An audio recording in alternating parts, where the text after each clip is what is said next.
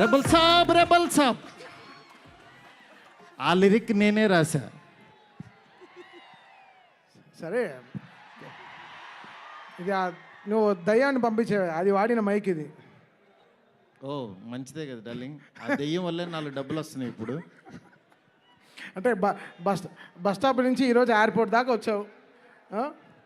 Airport వచ్చేసాను అంతే, flight ఎక్కడమే ఆలస్యం. ఫ్లైట్ ఎక్కి తిరిగేసి కూడా వచ్చేసాను. సక్సెస్ ఫ్లైట్ ఎక్కిస్తున్నావా లేదా మమ్మల్ని?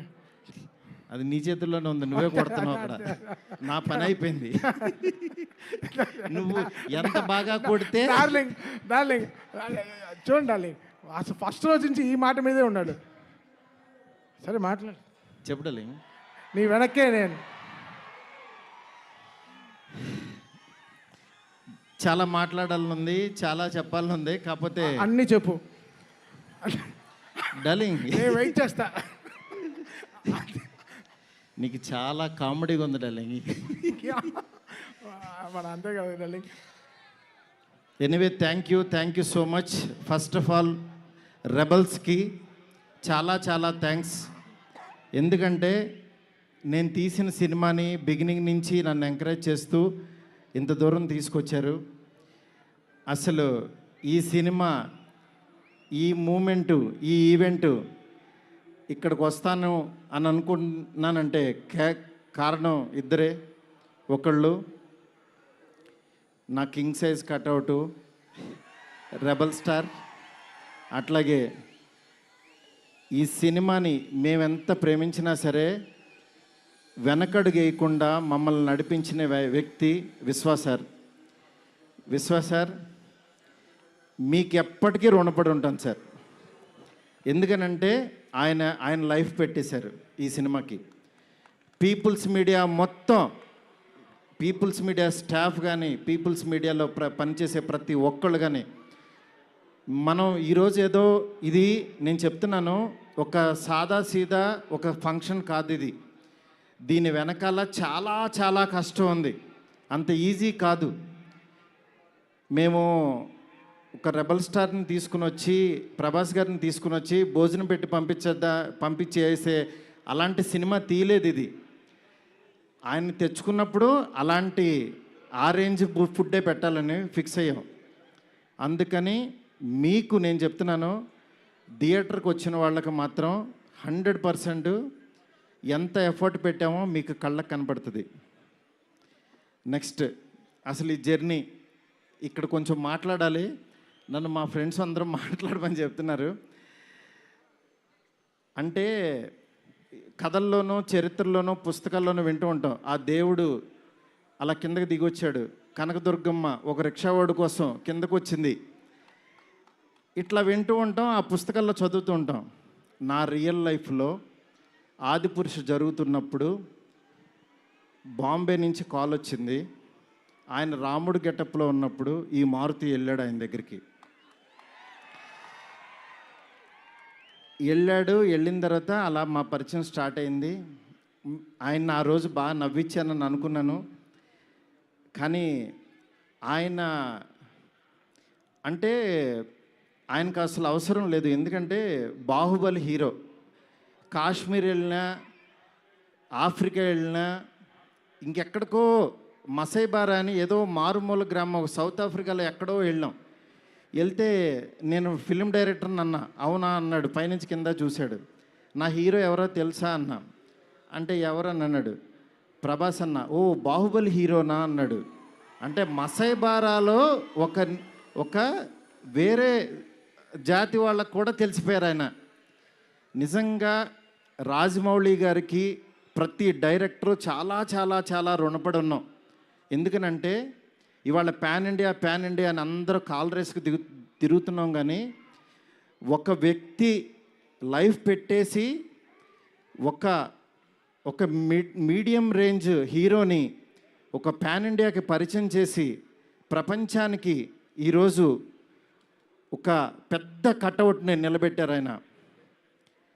నిజంగా మనం ఒక తెలుగు ఇండస్ట్రీకి ఈరోజు ఒక స్వర్ణయుగం లాంటిది. ఒక సుకుమార్ గారు, ఒక సందీప్ రెడ్డి వంగ, ఒక ప్రభాస్ గారు, అల్లు అర్జును, ఇట్లా అసలు ఎంతమంది ఎన్టీఆర్ గారు, ఇట్లా రామ్ చరణ్, ఇట్లా ఎంతమంది స్టార్స్ తయారవుతున్నారు. నాలాంటి ఒక మిడ్ రేంజ్ సినిమాలు ఒక 11 సినిమాలు చేశాను.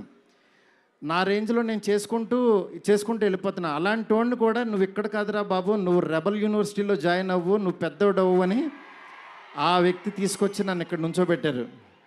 ఈరోజు నిలబడి మాట్లాడుతున్నా. నేను రాశాను, నేను తీశాను, కానీ నా వెనకాల ఉన్న శక్తి మామూలు శక్తి కాదు. అది ఆయన యాక్టింగ్ చేసి వెళ్ళిపోవటం కాదు, ఆయన లైఫ్ పెట్టేశారు. అది నన్ను అంటే ఆయన సినిమా పట్ల ఉన్న భక్తి, సినిమా పట్ల ఉన్న ప్యాషను, సినిమా ఆయన ఏకమైపోయిన తీరుకి అది మాటల్లో చెప్తే చాలా తక్కువైపోద్ది. నేను ఏదో కావాలని ఇట్లా పొగుడుతున్నట్టే ఇదని కాదు. ఆయన వేరే, ఆయన సినిమాతో ఏకమైపోయారు. మీ అందరు మనసుల్లో ఉన్నారు. ఆయన ఆ ప్రతిరూపం ఇవాళ మన ఎదురుగుండా కూర్చుంది అంతే. ఇలాంటి దీంట్లో ఈ రాజాసాబు 3 years తర్వాత చాలా కష్టపడి ఇక్కడ దాకా తీసుకొచ్చాం. మాకు పండక్కి మీ అందరికీ మిమ్మల్ని ఎంటర్టైన్ చేయాలని ఒకటే ఆకాంక్షతోటి వేరే సినిమాలు చాలా ఉన్నా సరే అన్నిటి మధ్యలోకి ఇంత పెద్ద బడ్జెట్ సినిమాని చాలా ధైర్యంగా విశ్వప్రసాద్ గారు తీసుకొచ్చారు మీ ముందుకి. డెఫినెట్గా ఇది ఆల్ లాంగ్వేజెస్ మామూలుగా ఉండదు సినిమా, ఎందుకంటే ఈ జోనర్లో అంత పొటెన్షియాలిటీ ఉంది. ఈ జోనర్ నెక్స్ట్ లెవెల్కి తీయగలిగాం. అలాగే నార్త్లో అనిల్ తడాని గారు రిలీజ్ చేస్తున్నారు, ఇక్కడ మైత్రి ఫిలిమ్స్ ద్వారా రిలీజ్ అవుతుంది. ఈ సినిమా నేను చెప్తున్నాను, ఏదో నేను తీసానని కాదు, నేను ఒక ఆడియన్ లాగానే చూస్తా. ఎప్పుడైనా సినిమా తీసానో నా పని అయిపోయిందని బయటకు చూస్తా. కానీ ఈ సినిమాని యాజ్ ఏ ఆడియన్గా రోజు నేను తీసిన సినిమా వేరు, తర్వాత ఆర్ఆర్ చేస్తున్నప్పుడు చూస్తున్నాను ఒక్కొక్క రీలు. నిజంగా నేను తీసిన సినిమాకి నాకే కన్నీళ్ళు వచ్చినాయి. ఆయన పెర్ఫార్మెన్స్ చూసి ఫస్ట్ రీల్లోనే నేనే కూర్చుని ఏడ్చా. ఆయనకి మనోడు అలెక్సా లైట్స్ ఆఫ్ అని అంటాడు, అన్న తర్వాత నేను ఏడుస్తున్న సంగతి ఎవరికి తెలీదు. నిజంగా అంత గొప్ప పెర్ఫార్మెన్స్ని ఈ సినిమా కోసం ప్రాణం పెట్టిన ప్రభాస్ గారికి ఎంతైనా రుణపడి ఉంటాను. డార్లింగ్, మాటల్లో చెప్పలేను డార్లింగ్, నాకు ఏడుపు వస్తుంది డార్లింగ్ మిమ్మల్ని చూస్తే.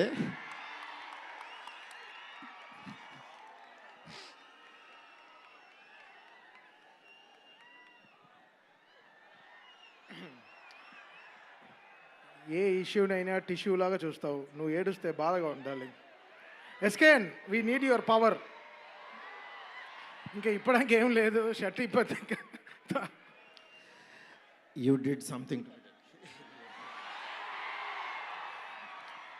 డార్లింగ్, నేను మీకు తెలీదు, ఎవరన్నా చనిపోయినా ఏడవను. ఎందుకంటే వెళ్ళి కాసేపు చూసుకుని చావు కామన్ కదా అనుకుని వచ్చేస్తూ ఉంటా జనరల్గా.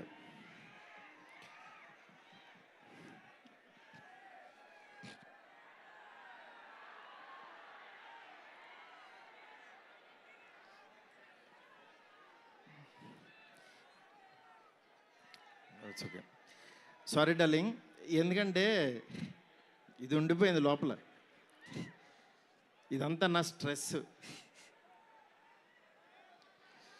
Thank you darling, love you darling. ఇంకంతకు మించి చెప్పలేను. అలాగే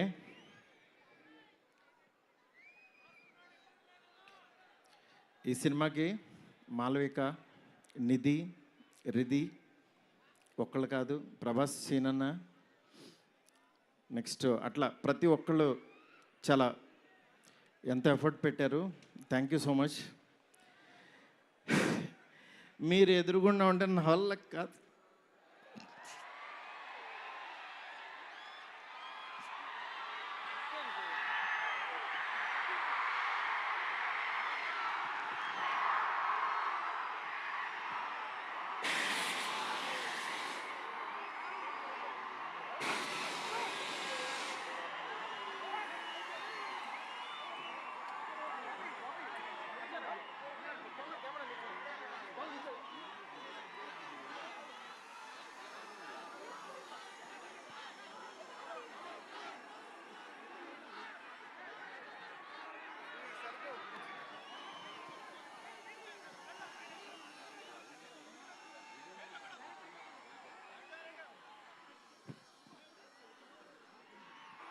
I know it's a very, very emotional moment.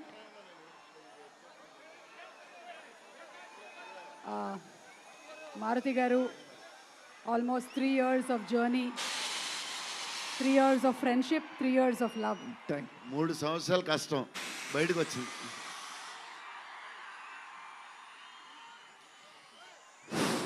అయిపోయింది, నా పని అయిపోయింది, నా డ్యూటీ అయిపోయింది. నేను చెప్తున్నాను, సినిమా చూడండి అంతే.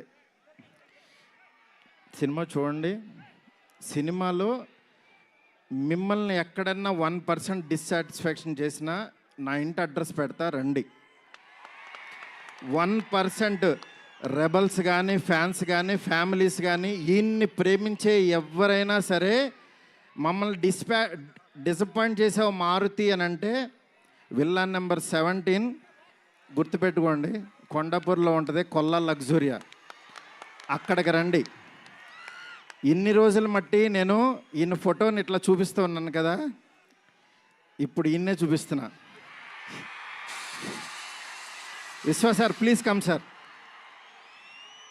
పీపుల్ మీడియా ఫ్యాక్టరీ అధినేత టీజీ విశ్వప్రసాద్ గారికి గట్టిగా చప్పట్లతో ఆహ్వానం పలుకుదాము. Raja Saab he's the man, he's the man. మీరు చూస్తున్నారు ఈయన ఎంత ఎఫర్ట్ పెట్టారు. Thank you so much, thank you so much. Sorry, మిమ్మల్ని నవ్వించాలని అనుకున్నాను, నేను ఏడ్చాను ఇక్కడ. ఫస్ట్ టైము నేను సినిమా అంతా నవ్వించలేడు డార్లింగ్. నేను ఎప్పుడు ఫస్ట్ సినిమా తీసినప్పుడు కూడా ఆడవలేదు, కానీ ఈ సినిమా మాత్రం thank you darling, love you darling. అలాగే నాకు సపోర్ట్ చేసిన నా ఫ్యామిలీ, నా వైఫ్ స్పందన, అలాగే నా పిల్లలు హియా, కేదార్, నీత, నెక్స్ట్ నా డైరెక్షన్ డిపార్ట్మెంట్, నా సైనికులు చచ్చిపోయారు ఒక్కొక్కళ్ళు. నేను అందరినీ సక్సెస్ మీట్లో ఒక్కొక్కళ్ళని పరిచయం చేస్తా. ఇక్కడ పనిచేసిన డిఓపి కానీ, ఆర్ట్ కానీ, ప్రతి ఒక్కళ్ళకి పేరు పేరున చాలా థ్యాంక్స్. ఎవరన్నా మర్చిపోతే క్షమించండి, నాకు ఇప్పుడు మాటలు రావు. Thank you so much. Thank you సుమ్ garu. Thank you so much Maruthi garu. And just ఒక్కసారి అందరినీ ఒక్కసారి జస్ట్ ఒకటే ఒక్క కోరిక మాది ఏంటంటే, జస్ట్ ప్రభాస్ గారు ఒక్క 2 నిమిషాలు సోలోగా స్టేజ్ మీద నించోవాలి అని. ఓకే, ఒక్క 2 నిమిషాలు జస్ట్ ప్రభాస్ గారు. ఎస్, విశ్వ గారు మాట్లాడే ముందు ప్రభాస్ గారిని ఒక్కళ్ళనే ఒక్కసారి ఇక్కడికి వచ్చి జస్ట్ అది